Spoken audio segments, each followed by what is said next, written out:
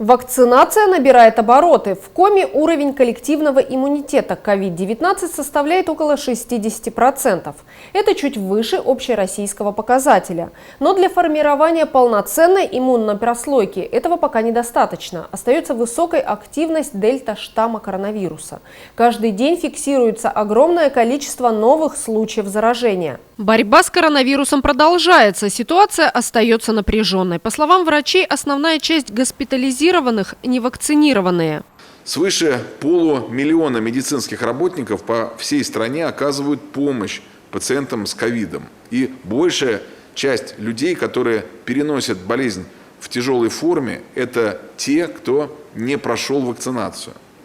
Разумеется, всем заболевшим и дальше будет предоставляться медицинская помощь. Федеральный центр оказывает максимальную поддержку региональным системам здравоохранения, чтобы они могли справляться с высокой нагрузкой. Это касается в том числе предоставления средств на закупку лекарств, как для пациентов в больницах, так и для проходящих лечение дома под наблюдением врачей.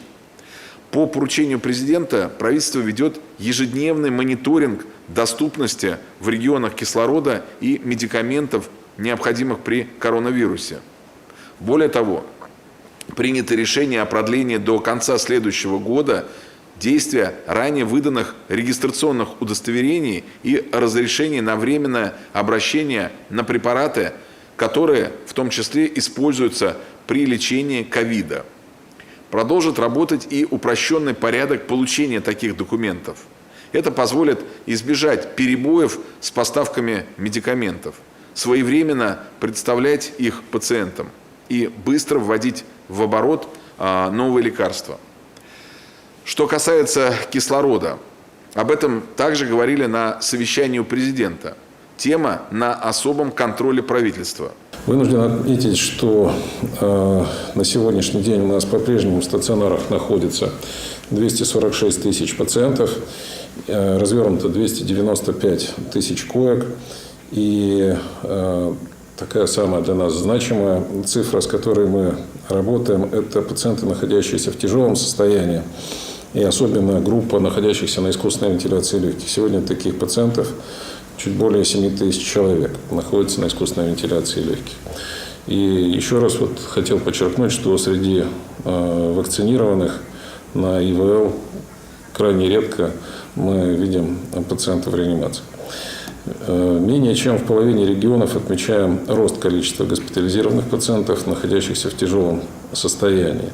Максимальный рост за неделю отмечен в следующих регионах: Сахалинская область, Тверская, Тыва, Севастополь, Амурская область, Саратовская республика, Хакасия и Калмыкия. Для повышения эффективности лечения стационарных пациентов по вашему поручению мы провели закупку современного противовирусного препарата в объеме более 500 тысяч упаковок. И на этой неделе, согласно процедуре, будут поставки во все регионы Российской Федерации к концу недели. И рост тяжести заболевания требует от нас вовлечения большого количества медицинских работников. Сегодня порядка 600 тысяч врачей, сестер участвуют в оказании медицинской помощи. Также более 70 тысяч учащихся и преподавателей медицинских учреждений образовательных. Это и высшая школа, и медицинские колледжи. Несмотря на беспрецедентную мобилизацию, мы оказываем и плановую помощь. И последняя неделя нам позволила 6 тысяч коек вернуть в оказание плановой медицинской помощи. Для нас это очень важно и критично. Ситуация как с заболеваемостью очень неоднородная. На фоне общероссийского тренда снижения в 26 субъектов мы видим за последние 10 дней прирост занятости коечного фонда. Такая нарастающая неоднородность региональная требует в том числе и поддержания и соблюдения мер, не медицинских мер в каждом субъекте Российской Федерации. По вашему поручению мы продолжаем выездную работу. 183 выезда бригад медицинских работников обеспечено.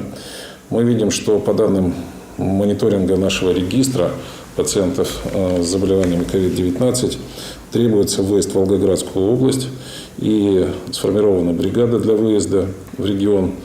Планируемые даты работы с 15 ноября бригада приступит к оказанию медицинской помощи и организационно-методическим вопросам. Также мы по вашему поручению активно ведем вакцинацию населения. За неделю темпы вакцинации возросли на 6%. Всего за неделю вакцинировано более 3 миллионов 216 тысяч человек.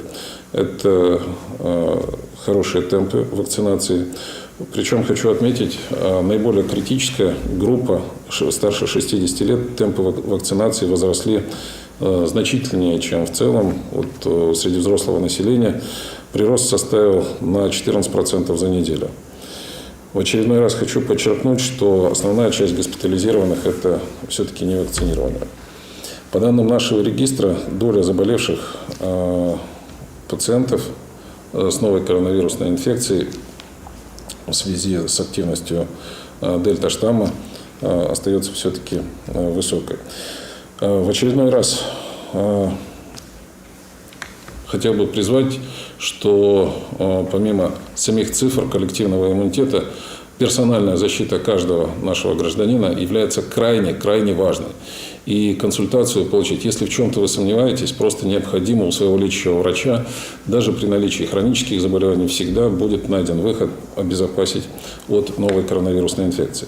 По данным Роспотребнадзора, на 22 ноября в Интинском округе с начала пандемии зарегистрировано 1626 случаев заражения коронавирусной инфекцией. 1429 человек из числа проходивших лечение полностью выздоровели. Официально подтверждено 73 смертельных случая. На стационарном лечении в инфекционном отделении Интинской ЦГБ сейчас находится 37 человек. Амбулаторно, оставаясь в условиях карантина, с подтвержденным диагнозом COVID-19 проходят лечение 87 человек. Под медицинским наблюдением находится 115 интинцев.